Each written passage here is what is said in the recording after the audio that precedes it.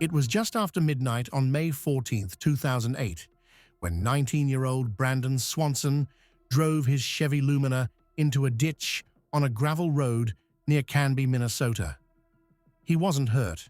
His car wasn't badly damaged.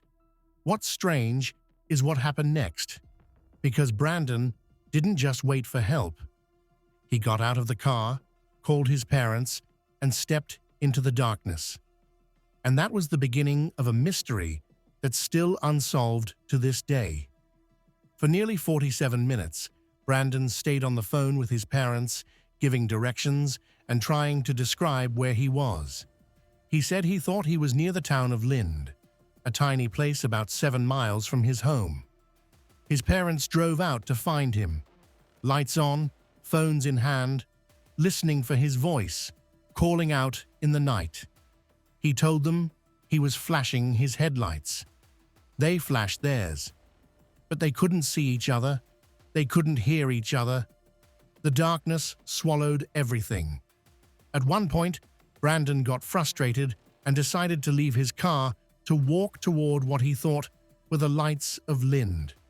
He stayed on the phone with his dad as he walked, calmly describing his surroundings. He mentioned fences, gravel roads, and even the sound of running water nearby.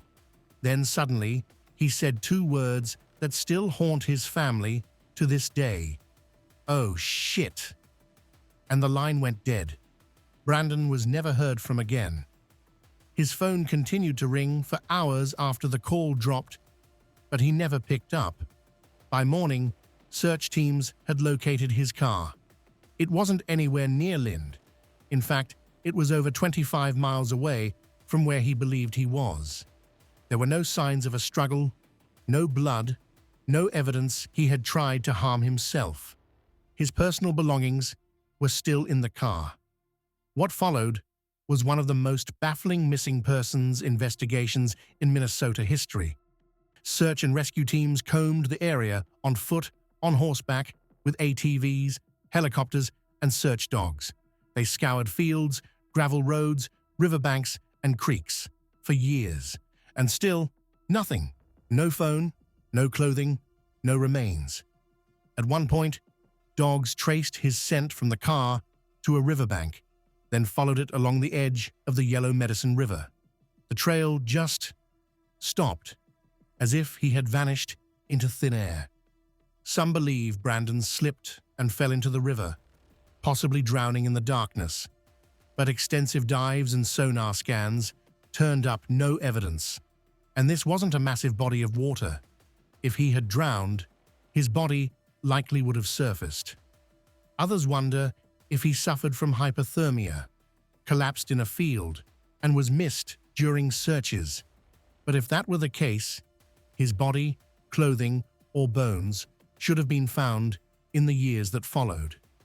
Then there's the theory that something or someone else was involved, that Brandon didn't just walk off into the dark, but encountered a threat no one ever saw coming. Some say the way his scent trail ended suggests he may have been picked up by a vehicle.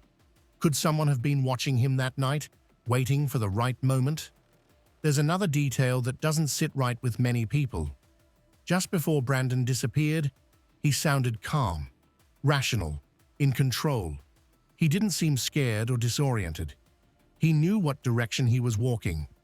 He was trying to help his parents find him. That doesn't sound like someone planning to disappear or hurt themselves. But then, those final words. Oh shit. What did he see? Was it a sudden drop? A body of water? An animal? A person? It's been more than 15 years since Brandon disappeared. His case inspired changes in Minnesota law, requiring police to take missing adult cases seriously right away. But it hasn't brought him home. His family still searches. They still wait. They still hope. A single, misjudged turn on a gravel road. A wrong assumption about where he was. And then, the night swallowed him. And all we're left with are questions. What happened to Brandon Swanson? Was it a tragic accident? A fall? or something darker, still hiding in the shadows of rural Minnesota? And what do you think he saw in that final second, when his calm voice turned into a cry of alarm? Let us know your theory in the comments, because sometimes the smallest clue can spark the biggest break.